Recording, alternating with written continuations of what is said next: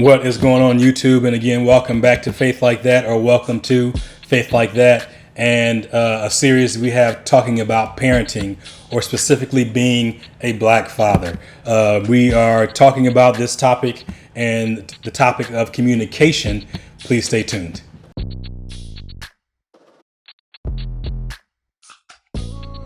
All right, YouTube, again, today we're continuing our discussion on being a black father.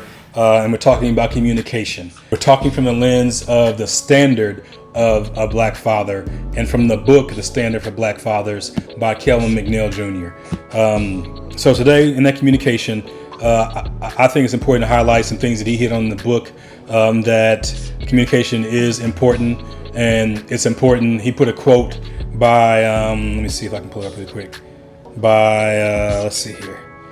It says, anonymous: "Don't feed black children the same lies you ate. Unlock their brains to the truth so they never have to repeat the lies of yesterday." So I think it's very important. And he takes time to kind of share that there's a difference in how we communicate with our sons and how we communicate with our daughters. I think, you know, when we think about daughters and sons, of course they're different in the way they're made up, but then a lot of them are different in the way they receive communication and the impact that it has on them. I think in general, men are just, you're able to be more direct with and don't read into or make connections to emotional things as often as daughters do. Not to say that the boys don't, especially when they're young, but there is a difference for how we should communicate with them.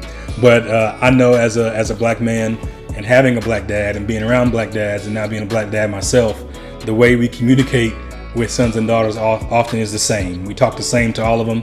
Doesn't mean it's right, but we do. In the book, he kind of shares, there's a few phrases that black dads talk about and share with their kid, and it's usually like very command oriented or command directed. Like he has, for example, rebound, rebound, rebound, get back on defense. Don't ever let me see you with your head down. Hey, grab me that remote. Close that door. Look at me when I'm talking to you. Stuff like that. My dad had some sayings that I think can be coined into a book. Hard head, make a soft behind. You hear that all the time. My dad used to say all the time that if you don't take care of business, business is going to take care of you. And he would tell me that his dad told him that. So again, we kind of carry some of the things that are shared with us in childhood into our adulthood and our parenthood. It doesn't always mean in the right way, and probably the way we communicate with our children is carried on. So there are different components that I think are important that are covered in this video, and we're not going to take a long time, but I think it's something you need to think about. And again, I highly recommend reading the book. I'm not going to read the whole component of what he's talking about there. I want you to go buy his book the same way I did, and I'm pretty sure he wants you to buy it too.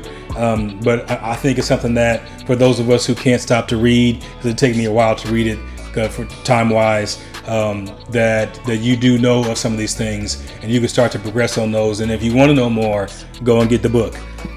But communication involves the following: being an engaged listener, display meaningful eye contact, monitoring the tone of your voice, strategically using the right word choice, and controlling your temper. Controlling your temper. Did I say that right? Okay. Controlling your temper, and communicating love.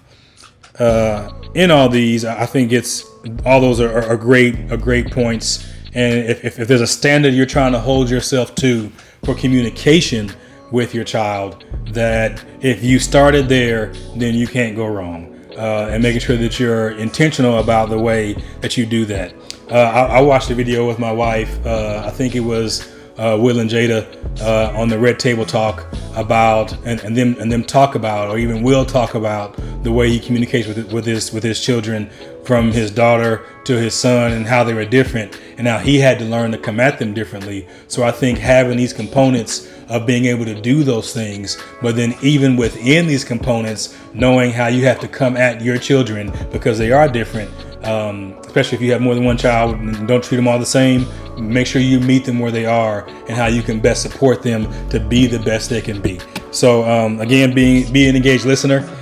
display meaningful eye contact, monitor the tone of your voice, strategically use the right word choice, which is big, especially when we think about the different nuances in our children, and then controlling our temper, which is challenging for some of us. And I think at times it's not even all that we get angry, but that sometimes our kids think we'll be angry, and that they are, I guess, triggered by what they think is coming. But a lot of times it's not even anger; it's just kind of confusion about why. Why would you do this thing?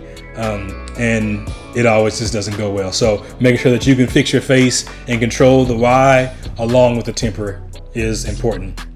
And communicating love, which some people have an issue doing, which we just need to have a practice of communicating love in a way of doing that. Again, if you want to know about those, read the book, but those things are something I do want to leave you with and to make sure I highlight for you. And you being a parent, a black mother that may be watching this, but specifically a black father, if you're a black father, you need to be able to have a strong system of communication in your household for the impact it will have on your sons and daughters, and especially that they will carry this forward to then impact or interact with their spouses this way, but then also with their children, that we don't want, I guess, our toxic ways to be perpetuated and repeated in our legacy and in our family. So again, check out those components, check out the book, and until next time, you have faith, be safe, and we'll see you soon.